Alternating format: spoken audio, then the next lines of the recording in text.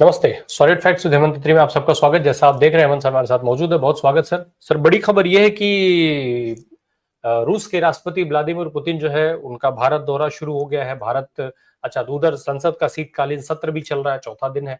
इस बीच में राहुल गांधी ने एक बड़ा स्टेटमेंट दिया है और ये बड़ी बात है आज के इस परिस्थिति में, खास करके सियासी रूप से एक नई परंपरा शायद नरेंद्र मोदी बनाने की कोशिश कर रहे हैं। मैं सुनवाता हूं पहले राहुल गांधी क्या कह रहे हैं, फिर उसके बाद मैं सवाल पर आता हूं। जरा सुनवाइए राहुल गांधी का बयान। सहमति बन गई। जनरली क्या होता है मैं आपको बताता हूँ। जनरली इस सरकार की पॉलिसी है, नॉर्मली ट्रेडिशन होता है कि एलओपी के साथ जो भी बाहर से आते हैं उनकी मीटिंग होती है। ये वाजपेयी जी के टाइम होता था, मनमोहन सिंह जी के टाइम होता था, ये ट्रेडिशन रहा है। बट आजकल क्या होता है कि जो फॉरेन डिग्नेटरीज आते हैं या जब मैं कहीं बाहर जाता हूं तो सरकार उनको सजेस्ट करती है कि एलओपी से नहीं मिलना चाहिए। तो ये इनकी पॉलिसी है, ये हर बार करते हैं। जब मैं बाहर जाता हूं ये करते हैं, जब लोग यहाँ आते हैं मैं करता हूं। तो हमें मैसेज मिलता है कि हमें बताया गया है कि सरकार हमसे कहती है कि आपसे नहीं मिलना है। पर एक बड़ा रिलेशन रहा है रशिया के साथ इंडिया का। रिलेशन देखिए, रिलेशन तो सबके साथ है। जो एलओपी एक दूसरा पर्सपेक्टिव देता है। हिंदुस्तान को हम भी रिप्रेजेंट करते हैं, सिर्फ सरकार नहीं रिप्रेजेंट करती है। तो सरकार नहीं चाहती कि ऑपोजिशन के लोग बाहर के लोगों से मिले। ये ट्रेडिशन है। राष्ट्रपति एक सेकंड मुझे बोलने दीजिए। ये ट्रेडिशन है, ये नॉर्म है। बट मोदी जी इस नॉर्म को फॉलो नहीं करते हैं, फॉरेन मिनिस्ट्री इस नॉर्म को फॉलो नहीं करती। क्यों? सर बहुत गंभीर बात है राहुल गांधी की। अगर कायदे से समझा जाए, ये जो अंधभक्त टाइप के लोग हैं वो अपने कान को ठीक से खोल करके सुन लें तो ये बात बहुत गंभीर है जो बात राहुल गांधी कह रहे हैं। ऐसी कौन सी इनसिक्योरिटी है सर? ऐसा कौन सा डर है कि आप एलओपी को जो है वो किसी भी विदेशी राष्ट्राध्यक्ष से मिलने नहीं देना चाहते हैं? ये तो परंपरा रही है जो राहुल गांधी खुद गिनवा रहे हैं। क्या ही दिक्कत है? नरेंद्र मोदी को क्या समस्या है राहुल गांधी अगर मिल लेंगे तो? राम प्रकाश जी नमस्कार, आपको सारे दर्शक साथियों को भी।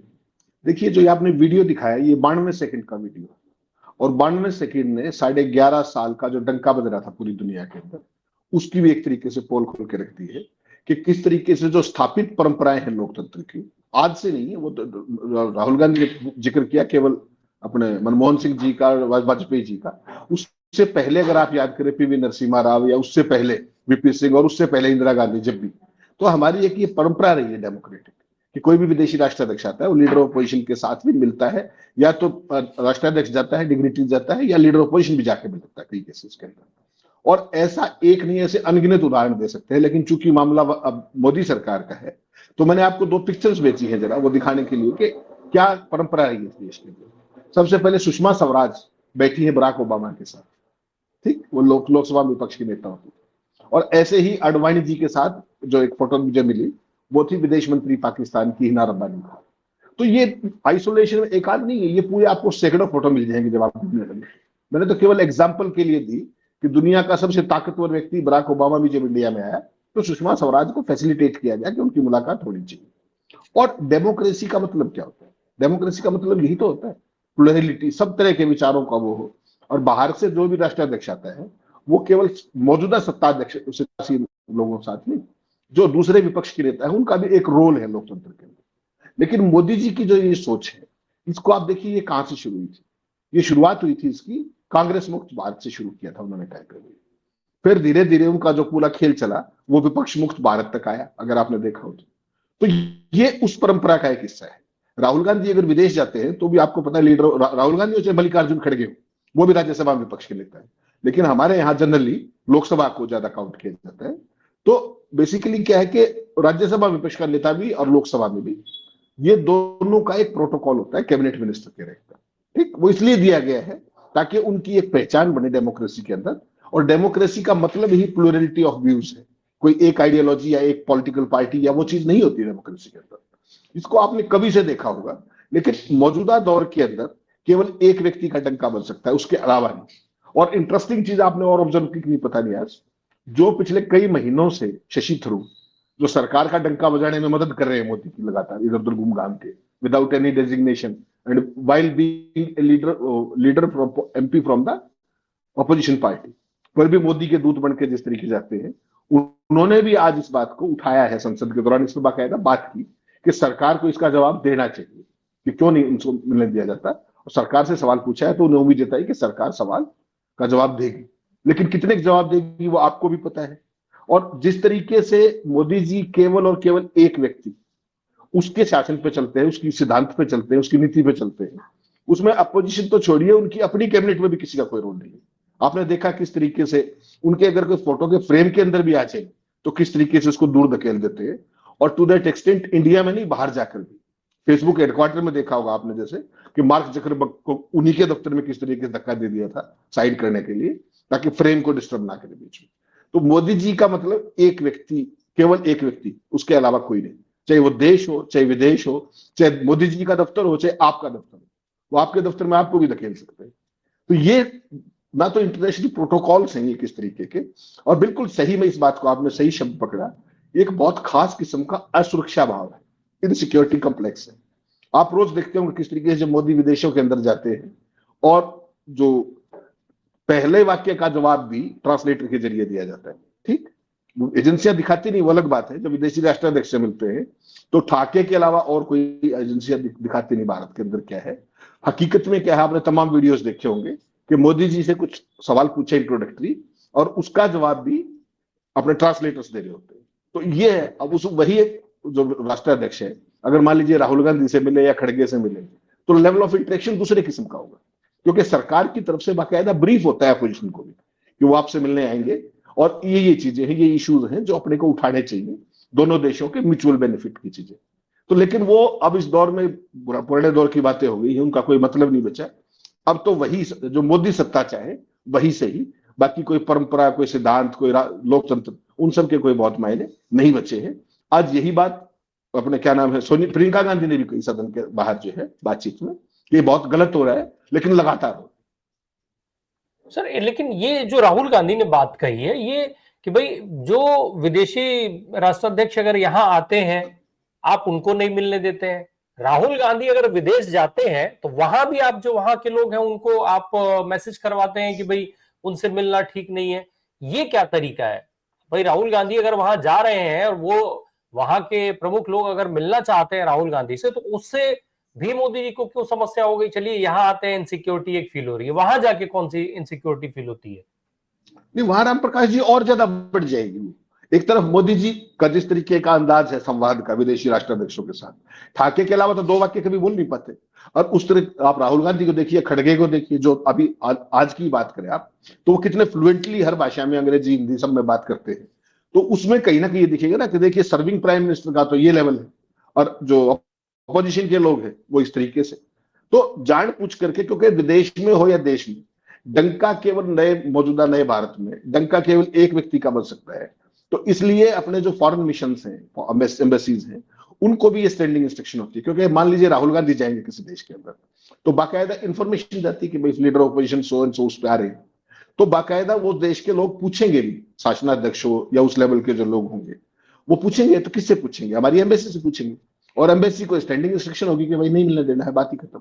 तो एक ही लाइन होती है कि it is better that you don't meet him, उस एक लाइन में ही फिर अच्छा विदेशी सरकार कोई भी है उसको देश भारत के साथ संबंध मौजूदा सरकार के साथ, तो वो उस तरीके से सरकार की बात टू ए लार्ज एक्सटेंट उसको स्वीकार भी कर लेते हैं और नहीं मिलेंगे विपक्षी नेता से, क्योंकि उनके सारे जो तत्कालिक मौजूदा चीजें हैं वो मौजूदा सरकार के साथ रहती है। लेकिन अपने आप में ये बहुत छोटापन है, बहुत ही संकीर्ण मानसिकता का एक उदाहरण है, और राहुल गांधी ने आज इसको एक्सपोज कर दिया पुतिन के अराइवल से कुछ घंटे पहले। ये दिखाता है कि किस तरीके से मोदी जी अपने अलावा किसी और को किसी भी सिनेरियो के अंदर बर्दाश्त नहीं कर सकते। वन मैन शो जो चला रहा लगातार 11.5 साल से, उसका एक ये और उदाहरण है। और बड़े दुख की बात यह है कि एक दुनिया का दूसरा या तीसरा सबसे ताकतवर शख्स भारत के अंदर आ रहा है, उसके आगमन से पहले देश के विपक्ष के नेता को यह बात बतानी पड़ी कि इस तरीके से ना भारत में मिलने दिया जाता है और ना विदेशों में मिलने दिया जाता है। अपने आप में ये बहुत ही पीड़ादायक बात है जहां तक लोकतंत्र की बात है, क्योंकि लोकतंत्र की स्थापित परंपराएं हैं, मर्यादाएं हैं, नैतिकताएं हैं, उन सबको ताक पर रख करके इस तरह की चीज करना, ये बहुत ही छोटापन है, इसके अलावा आप कुछ नहीं कर सकते। नहीं तो ये डर की वजह क्या है सर? भाई आज आप सत्ता में हैं, तीसरे टर्म सरकार चला रहे हैं, चुनाव आप जीत ही ले रहे हैं, इलेक्शन कमीशन जैसा आरोप है वो आपका ही है, आपके लिए ऑलरेडी काम कर रहा है, सब कुछ तो है। और जब सब कुछ आप सत्ता के लिए ही करते हैं, सत्ता आप हासिल करने के सारे हथकंडे आपने अपना ही रखे हैं, ईडी सीबीआई जैसी एजेंसियों का लगातार आप सही उपयोग कर ही रहे हैं, तो फिर डर काहे का? क्या केवल पढ़े लिखे कम होने की वजह से ये डर ज्यादा हो गया है? नहीं, बहुत सारी चीजें होती है राम प्रकाश जी, एक चीज नहीं। एक अंग्रेजी में शब्द है, उसकी बजाय मैं हिंदी का हमारा चैनल तो हिंदी में कहना पसंद करूंगा। इसे कहते हैं एहसास कमतरी, कि आप मुझसे अपनी तुलना नहीं कर रहे, फिर भी मुझे कहीं ना कहीं एक सुरक्षा बोध है कि राम प्रकाश जी आ जाएंगे तो मुझे कोई नहीं पूछेगा, या मेरी नंबर कम हो जाएंगे, या मेरी छवि डाउन हो जाएगी, क्योंकि राम प्रकाश जी मेरे से ज्यादा विद्वान है, मेरे से ज्यादा स्मार्ट है, मुझसे ज्यादा गुड लुकिंग है, मुझसे बेहतर कम्युनिकेटर है।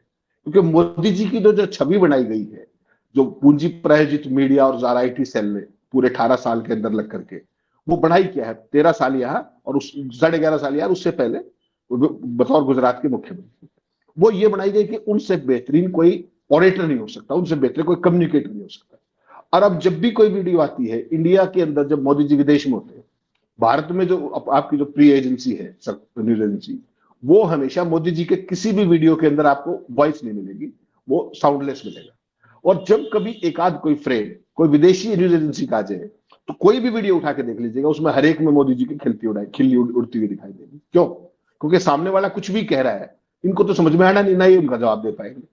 तो वो है असल चीज, जो एहसास कमतरी है, कि यहां पर तो आपने बना दिया कि दुनिया का बेस्ट ऑरेटर, और उस ऑरेटरी की भी पोल आप हर महीने 2 महीने में गाय बगाए खुलती देखते हैं, जब टेलीप्रॉप्टर बंद हो जाता है और मोदी जी छिटक के वहीं रह जाते हैं, वहीं खड़े हो जाते हैं स्टैंड से, एक शब्द भी नहीं बोल पाते।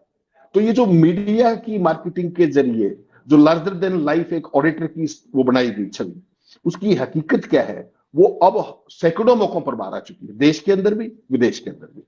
आमतौर पर आपने देखा जिस तरीके से विदेशों में ठाके लगा रहे होते कि you are active on Twitter, हा हा हा, और व्हाइट हाउस के अंदर जिस तरह की बात उसमें देखा आपने कि वडानी को लेकर के, सवाल के जवाब को लेकर के वसुधैव कुटुंबकम शुरू कर देते हैं कहीं भी। क्यों? क्योंकि वो एक्सटेम्पोर बोलना पड़ेगा आपको, और वहां बोलते ही फंसोगे आप। तो ये जो सारी है ना, इसको बेसिकली एहसास कमतरी, कम्प्लेक्स, देखिए दोनों ही खराब होते हैं, सुपीरियरिटी कम्प्लेक्स भी खराब होता है और इन्फीरियरिटी कम्प्लेक्स भी खराब होता है। बेहतर ये है कि कोई भी व्यक्ति जो सार्वजनिक जीवन में है, वो एक संतुलन कायम करके रखे दोनों ही तरफ का। कोई बहुत बड़ा, अगर मान लीजिए आज की तारीख में ट्रंप आ गए तो उसके सामने दुबक्के ना खड़ा हो जाए, और कोई कमजोर आ गया तो उसके सामने 56 इंच का सीना ना थाम ले। क्योंकि विदेशी राष्ट्राध्यक्षों के साथ तमाम तरह के प्रोटोकॉल से, वेल डिफाइंड प्रोटोकॉल से, और लोकतंत्र में खास तौर पर है। अब अगर आप चाइना जाएंगे तो चाइना में तो विपक्ष है ही नहीं, तो वहां पर तो इस तरह की चीज उम्मीद नहीं कर सकते, रशिया के अंदर भी नहीं कर सकते, लेकिन बाकी देशों में तो लीडर ऑपोजिशन है ना भाई। तो वही चीज यहां पर रेसिप्रोकेट होती थी। लेकिन दुर्भाग्य से मोदी जी चूंकि यहां पर one and the only man है, तो इसलिए उसके अलावा किससे मिलेगा नहीं। फोटो भी मोदी खिंचवाएंगे, सारे काम मोदी करेंगे, उसके अलावा उनके कैबिनेट का भी कोई व्यक्ति आपको दिखाई नहीं देगा। G20 में देखा आपने किस तरीके से एक इंडिविजुअल मोदी का शो बना के छोड़ दिया गया G20 को। अरे इतना बड़ा देश है भाई, इसमें तमाम नाना प्रकार की तमाम चीजें हैं, ऑपोजिशन भी है, कुछ नहीं, केवल मोदी और मोदी, और हजारों करोड़ रुपया बर्बाद करके रखती है केवल एक इवेंट बाजी को। वो G20 तमाम देशों के अंदर होता है, कहीं आपने सुना है कि उस पर हजारों करोड़ रुपए खर्च कर दिए? क्यों? चुनावी साल में खास तौर पर ये दिखाने के लिए कि मेरा डंका बज रहा है। और वो डंके की असलियत क्या होती है? वो जब वीडियोस बोलती हुई आती उसमें एक पल में खुल जाती है। ये आपने देखा है, एक बार नहीं सैकड़ों बार देखा है।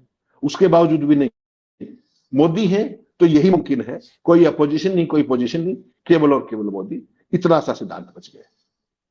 सर राहुल गांधी ने जो स्टेटमेंट दिया है, अब जैसा अमूमन देखा जाता है कि आप चुनाव आयोग से सवाल पूछिए, उनके ऊपर सवाल करिए, जिम्मेदारी भारतीय जनता पार्टी के लोग लेंगे और प्रवक्ता आकर के ज्ञान बांटेंगे, वो उसका जवाब देंगे। गौतम अडानी पर आप सवाल करिए, भारतीय जनता पार्टी के लोग मैदान में उतर आएंगे। ऐसे ही कई सारी चीजें रही हैं। उसी तरीके से अब जब राहुल गांधी ने ये बात रखी है, तो इस बार थोड़ा एक बदलाव दिख रहा है। भारतीय जनता पार्टी के लोग सामने नहीं आ रहे क्योंकि नरेंद्र मोदी पर सवाल है। अब एनडीए के एलायंस का इस्तेमाल हो रहा है, जो एलजेपी है, चिराग पासवान की जो पार्टी है, उस पार्टी के नेता से बयान दिलवाया जा रहा है, और वो ये कह रहा है कि पहले राहुल गांधी जो है विपक्ष के नेता होने के नाते जो संसदीय प्रतिबद्धताएं हैं उनको पूरा करे, पहले वो संसद के प्रति अपनी प्रतिबद्धता को जो है वो दिखानी चाहिए उनको। ये कौन सा जवाब हुआ? राहुल गांधी की देश के संसद के प्रति जो प्रतिबद्धता है, क्या उस पर कोई सवाल है, कोई कमी रही है? नहीं, मोदी जी के अनुमान से और आप क्या उम्मीद करते हैं? जिस सवाल का जवाब भाजपा नहीं दे सकती, क्योंकि भाजपा ने जवाब दिया तो वो सारे फोटो एक्सपोज हो जाएंगे। सुषमा स्वराज बराक ओबामा के साथ बैठी है, तमाम लोग अडवाणी जी के साथ बैठे, सैकड़ों फोटो मिल जाएंगे आपको जब ढूंढने बैठोगे। तो उसका जवाब क्या भाजपा देगी? नहीं देगी। विदेश मंत्रालय कभी बोलता ही नहीं है। रहेगी दो चीज बच गई, या तो एलआई को कोई बोल देगा, चिराग पासवान टाइप का कोई जो अनुमान, जो खुद को अनुमान ही बताता है, या फिर जो पोमेरियन मीडिया आपका है उसको आप देखते हो किस तरीके से। गजब देखिए कि जो जवाब सरकार अपनी डिफेंस में नहीं दे पाती, वो या तो उसके एक आध एलआई देता है, और नहीं तो आपके पोमेरियन मीडिया के संचालक देते हैं। कल मैं हैरान रह गया, हालांकि आउट ऑफ रेफरेंस है राम प्रकाश जी, लेकिन मुझे बताना जरूरी है दर्शकों को। कल क्या हुआ वो सारा देखा आपने, संचार सारथी ऐप और वो सारी चीजें सब चल रहा था उस पर। संबित पात्रा ने भी डिफेंड करने की कोशिश की, सिंधिया ने भी डिफेंड करने की कोशिश की, सारे पोमेरियन मीडिया ने डिफेंड करने की कोशिश की, नहीं हो पाया। तो फिर अंबानी के चैनल का मैनेजिंग एडिटर मैदान में आया और उसने कहा कि ट्वीट किया, बाकायदा ऑन रिकॉर्ड है, उसने कहा कि कोई भी विदेशी ऐप हो, चाइनीज हो, अमेरिकन हो, कोई भी हो, उसको हम खटाक से डाउनलोड कर लेते हैं, लेकिन अगर अपना ऐप सरकार साइबर सिक्योरिटी के लिए लाना चाहती है तो हम उसके ऊपर मीन मेक निकालते हैं। ये तो रेशियल एटीट्यूड है हमारा। हमारे देश का एक कथित बड़ा संपादक, हालांकि कैसा संपादक है सारे देश को पता है, वो ऑन रिकॉर्ड इसको ट्वीट कर रहा है। तो आप सोचिए, ये आइडिया तो मोदी जी को भी नहीं आया था, ये आइडिया संबित पात्रा को भी नहीं आया, और जितने भी भक्त मंडली थी, कोई ये नहीं बता पाया कि भारतीय जब एप्स डाउनलोड करने का मामला है, उस मामले में भी रेसिस्ट हो जाते हैं, स्वदेशी बनाम विदेशी। हम विदेश को ज्यादा प्यार करते हैं और स्वदेशी एप्स का हम बायकॉट करके उसमें मीन मेक निकालते हैं। तो इसमें कुछ भी मतलब अजीब मत मानिए आप कि चिराग पासवान की पार्टी डिफेंड कर रही है। हो सकता है शाम तक कई सारे पोमेरियन आ जाए इस मामले पे। वो तो शुक्र है कि आपके मित्र हिरेन जोशी थोड़ा 5-4 दिन से इधर उधर थोड़ा मामला गड़बड़ चल रहा है उनका, वरना तो अब तक शुरू हो गया होता है ये कार्यक्रम कि राहुल गांधी ने ये कहा, उसके ऊपर बाकायदा वो एजेंडा शुरू कर देते, जो वहां से ब्रीफ आता उससे भी आगे बढ़ चढ़कर, और बैठ के नहीं टेबल पे चढ़ करके स्टूडियो के अंदर। तो ये तो नया भारत है, इसी को बनाया जा रहा है, और यही सबसे बड़ी कमजोरी है जो आज पूरी दुनिया के सामने हमारी खिल्ली उड़वा दी गई इस एक व्यक्ति के चक्कर में। जब आप देखा आपने ऑपरेशन सिंदूर के दौरान क्या स्थितियां हुई, उसके बाद क्या स्थितियां हुई, और उसके बाद अब तक ट्रंप क्या स्थिति हमारी किए पड़े हैं, और मोदी जी के मुंह से एक शब्द निकला है, ये अपने आप में ये सारी कहानी को खुद ही बयान है। तो राहुल गांधी का जो ये सवाल है सर कि भाई इनसिक्योरिटी या जो कुछ भी बात है, जो राहुल गांधी का स्टेटमेंट है, आपको लगता है कि आज उस पर बात होगी, मीडिया उसको दिखाएगा?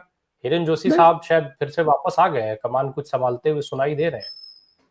नहीं, हिरेन जोशी जी अभी तो थोड़ा सा 1-2 दिन लो प्रोफाइल रहेंगे ना, अभी तो मामला अश्विनी वैष्णव के हाथ में है। थोड़ा सा हो सकता है उनको अभी, क्योंकि पार्लियामेंट सेशन चल रहा है, तो सेशन के दौरान किस तरीके से इस मामले को निकाल लिया जाएगा, सीट लिया जाए, क्योंकि अगर इस मौके पे हटा दिया तो दिक्कतें बड़ी होने वाली है।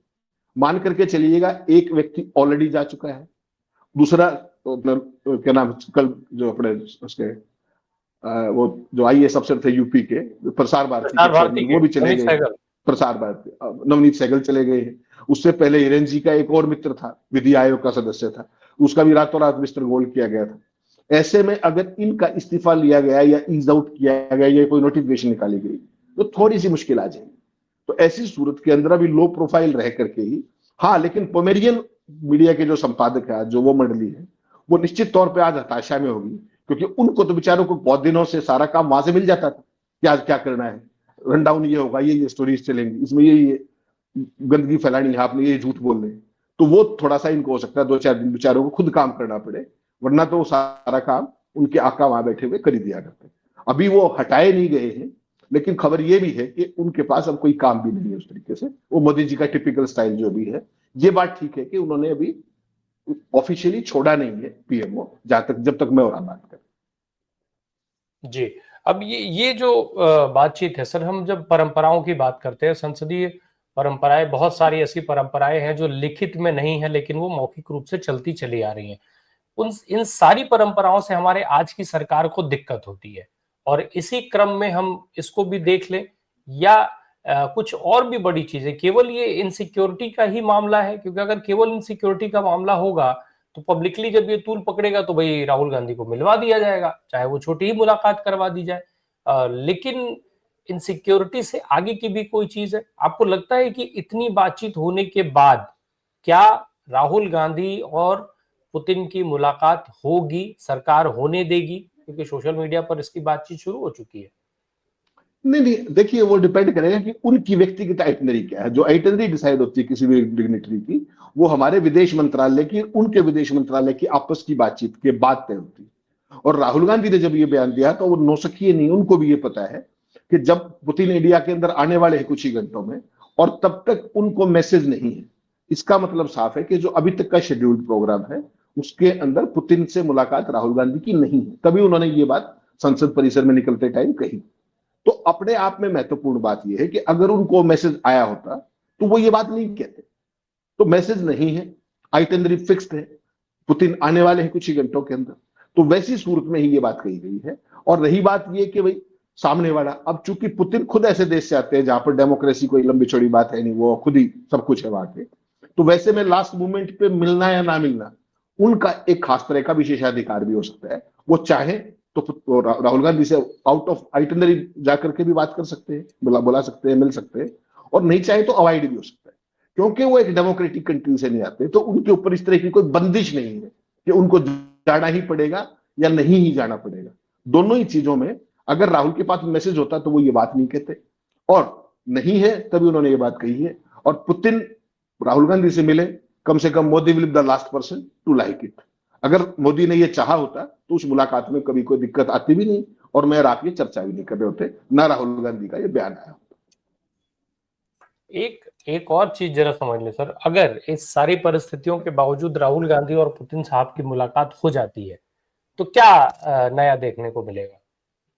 नहीं, कुछ होता ही कुछ नहीं है राम प्रकाश जी, होता ही कुछ नहीं है। सिंपल सी बात है, विदेशी राष्ट्राध्यक्ष या कोई भी डिग्निटरी आता है, जैसे ही इंडियन लीडर ऑफ अपोजिशन को उससे मिलने का कार्यक्रम हो, बाकायदा एमई के अधिकारी लीडर ऑफ अपोजिशन से ही मिलते हैं कि फला फला आ रहे हैं, ये अपने देश का पर्सपेक्टिव है, आपको ये बात रखनी। और वो कोई भी विदेशी राष्ट्राध्यक्ष के सामने हमारा कोई भी नेता, कोई भी पक्ष का नेता हो, कभी भी उस ब्रीफ से बाहर नहीं जाता है, केवल प्लेजेंट्रीज के अलावा। हालचाल पूछा, कैसे है आप, क्या है, कैसा आइडिया लगा, और उसके बाद जो भी मुद्दे हैं, द्विपक्षीय मुद्दे जो सरकार उठा रही है, उसको कहीं ना कहीं पूरक का ही काम करता है लीडर ऑफ अपोजिशन। आप ये मत सोचिए कि वो कांग्रेस का अपना बताने लग जाएंगे कि हमने बिहार में ये कर दिया, वोट चोरी हो गई, ये सब नहीं हुआ करता। वो संबंध बहुत ही और लेवल के होते हैं, वो डिप्लोमेटिक रिलेशन है। वो मोदी और उनकी भाजपा समझे चाहे ना समझे, लेकिन राहुल गांधी और कांग्रेस इस बात को बहुत अच्छे तरह समझते हैं, क्योंकि उन्होंने लंबे समय तक इस देश को रूल भी किया है और इन जो परंपराएं हैं उनको निभाया भी। आपको दिखाया आपने सुषमा स्वराज किस तरीके से, अडवाणी साहब किस किसके साथ, इसमें कोई बात ही नहीं होती थी। ये तो मोदी जी का जो एक छत्र डंके वाली चीज है, ये उसका फॉल आउट है कि जो आज पूरा देश इस पर चर्चा भी कर रहा है। ये बहुत ही दुर्भाग्यपूर्ण चीज है, कोई बहुत महान बात नहीं है जो मोदी जी और उनका सिस्टम कर रहे हैं भारत के साथ। राम प्रकाश जी एक बहुत महत्वपूर्ण इश्यू और है जो इसको समझने की जरूरत है, जो दर्शकों के सामने लाया जाना जरूरी है। आपने over a period of time केवल आपने ये बात कर ली लीडर ऑफ अपोजिशन की, जो असली बात है वो एक मुद्दा और रह गया। आपको अगर ध्यान हो, मोदी जी विदेश में जाकर के क्या कर रहे थे, नमस्ते ट्रंप, याद है आपको? उसके बाद अहमदाबाद के अंदर हाउडी मोदी किया यूएस के अंदर जाके, अब की बार ट्रंप सरकार बोला, इंडिया के अंदर आए, नमस्ते ट्रंप किया अहमदाबाद के स्टेडियम के अंदर। आज मोदी जी ट्रंप का नाम लेते हैं क्या? उनके भक्त क्या करते थे, ट्रंप की जीत के लिए हवन करते थे। मैं चाहूंगा कि वो फोटो जरूर दिखाइएगा जब ट्रंप के लिए हवन किया करते थे। एक उसके बाद शी जिनपिंग के साथ आपने देखा किस तरीके का क्या था कि इंडिया के अंदर झंडे फहरा रहे थे, उनके साथ झूला झूल रहे थे, उनको साबरमती पे घुमा रहे थे, सारी चीज।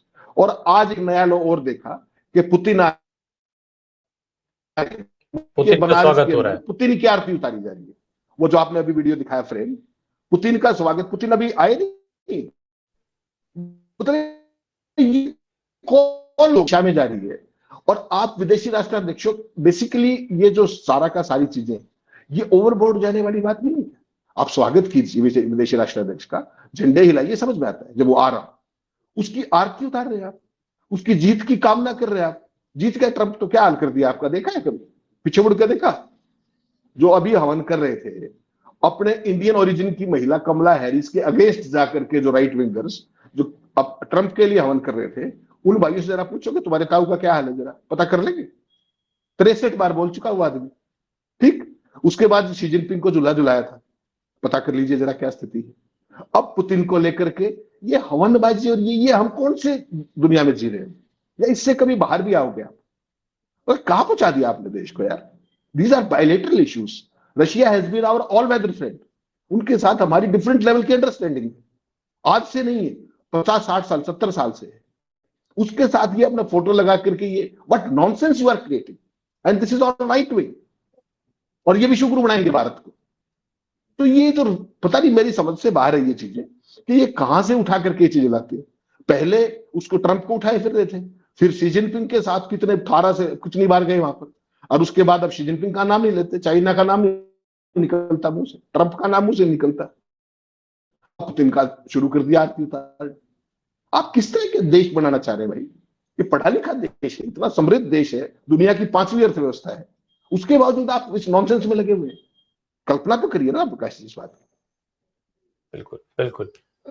निश्चित तौर पे ये चीजें अहम हैं, और मुझे लगता है कि सर एक बड़ी वजह शायद ये भी है इस तरीके से कि क्योंकि नैरेटिव्स के अलावा और कुछ है तो है नहीं, तो करें भी क्या। अब नए नए नैरेटिव, कभी ताली बजवाइए, कभी थाली बजवाइए, कभी आरती में लगा दीजिए, यही करना है, इसी के सहारे सत्ता चलानी है, दिखाने के लिए कुछ तो चाहिए। राहुल गांधी को लेकर के, राहुल गांधी ने अपनी बात तो कह दी है, अब राहुल गांधी की बात को मोदी जी सुने और उसके बाद समझे कि वो कितनी जरूरी है। इस लोकतंत्र में जो परंपराएं हमारी बनी हुई थी, उन परंपराओं को ऐसा भी क्या ही डर है आपके अंदर कि आप एक एक करके सब नष्ट करते चले जा रहे हैं। और राहुल गांधी से पुतिन साहब की मुलाकात, और जो बात सर आपने कही कि भाई जनरली नेता विपक्ष जो होते हैं वो जो दायरा तय होता है उस दायरे में ही रह करके बात करते हैं, उसके बावजूद भी अगर इनसिक्योरिटी हो तब तो फिर उसका लेवल क्या ही होगा, ऐसे नेता का स्तर क्या होगा, वो जनता और दर्शक अपना खुद समझ लें कि हम किस देश में रह रहे हैं, किस तरीके के नेता जो है हमें हमारे ऊपर रूल कर रहे हैं, एक तरीके से किस तरीके के नेता हमारे लिए नीतियां बना रहे हैं, नीति निर्धारण कर रहे हैं। और यही वजह है कि आज रुपया जो है वो कहाँ पहुंच रहा है, उसकी कीमत कहाँ पहुंच रही है, और देश कहाँ जा रहा है, और उस देश में तीसरे नंबर की अर्थव्यवस्था बनाए जाने का दावा भी हो रहा है। तो ये बहुत सारे कंट्रोवर्सीज हैं जो एक दूसरे के विपरीत चल रही हैं। देखिए मुलाकात होती है कि नहीं होती है, बात होगी। बहुत बहुत शुक्रिया सर हमसे बात करने के लिए।